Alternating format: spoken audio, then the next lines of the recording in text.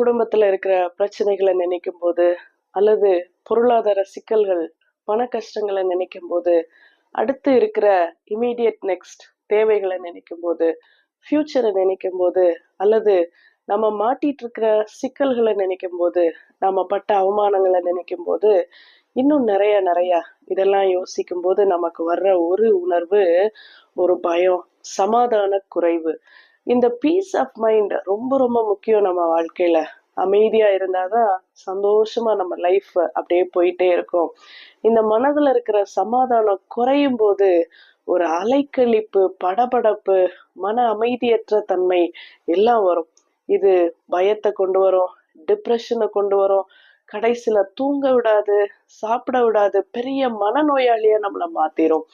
ஆண்டவர் அவருடைய சீஷர்கள் எல்லாம் கூடயே இருந்தாங்க 3 வருஷம். ஆண்டவர் மரணம் அடைய போறேன், ஆனா இந்த ஜனங்களை எப்படி நான் விட்டுட்டு போறது? என் கூடயே இருந்த சீஷர்களை நான் இல்லைன்னா நிச்சயமா இவங்க தவிப்பாங்க. ஒரு தலைவனை இழந்த சோகம் அவங்களுக்கு இருக்கும், ஒரு நண்பனை இழந்த வருத்தத்துல இருப்பாங்க அப்படின்னு அவர்களை நினைச்சு இந்த வார்த்தையை சொல்றாரு.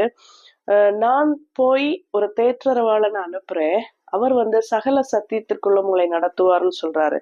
யோவான் 14:27. சமாதானத்தை உங்களுக்கு வைத்து போகிறேன், என்னுடைய சமாதானத்தையே உங்களுக்கு கொடுக்கிறேன்.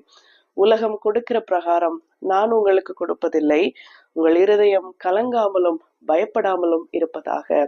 சிலருடைய பிரிவு நம்மள ரொம்ப வருத்தப்படுத்தி இருக்கும். சிலருடைய மரணம் அது ஏற்படுத்துற தனிமையும் பாதிப்பும் ரொம்ப கலங்க வச்சிருக்கோம். இப்படி நிறைய பிரச்சனைகள், தோல்வி மனசு கலங்க வச்சிருக்கோம். அல்லது பிரச்சனை, கடன், பாரம், நோய் எல்லாமே மனச கலங்க வைக்குது. இப்படிப்பட்ட நேரத்துல ஆண்டவர் தர்ற ஒரு பெரிய வாக்குத்தத்தமான வசனம் என்ன தெரியுமா? உங்கள் இருதயம் கலங்காமலும் பயப்படாமலும் இருப்பதாக. நான் உங்களுக்கு சமாதானத்தை தரேன். இந்த உலகம் கொடுக்கிற பிரகாரம் நான் தருவதில்லை. இந்த உலகத்துல நிறைய நான் இருக்கேன் அப்படின்னு சொல்லுவாங்க, திரும்பி பார்த்தா இருக்க மாட்டாங்க. ஆனா ஆண்டவர் இந்த உலகத்துல இருக்கிறவங்க தர்ற மாதிரி இல்ல, நான் என்னுடைய சமாதானத்தையே உங்களுக்கு தருகிறேன்னு சொல்றாரு. இன்னைக்கு ஏதாவது ஒண்ணு உங்களை ரொம்ப பாரப்படுத்துதா? எதையோ ஒண்ணு நினைச்சு ரெஸ்ட்லெஸ்ஸா ஃபீல் பண்றீங்களா? சமாதானம் குறைஞ்சு மனசு சோர்ந்து போயிருக்கீங்களா? கவலைப்படாதீங்க, ஆண்டவர் நமக்கு சமாதானத்தை தர்றாரு. உங்கள் இருதயம் கலங்காமலும் பயப்படாமலும் இருப்பதாகன்னு சொல்றாரு. எந்த பிரச்சனை உங்களை ரொம்ப கஷ்டப்படுத்துது, அதை தூக்கி தூர எறிங்க. ஆண்டவர் உங்களை பீஸ்ஃபுல்லா வைப்பாரு. அவரது சமாதானத்தையே நமக்கு கொடுக்கிறேன் இருக்காரு.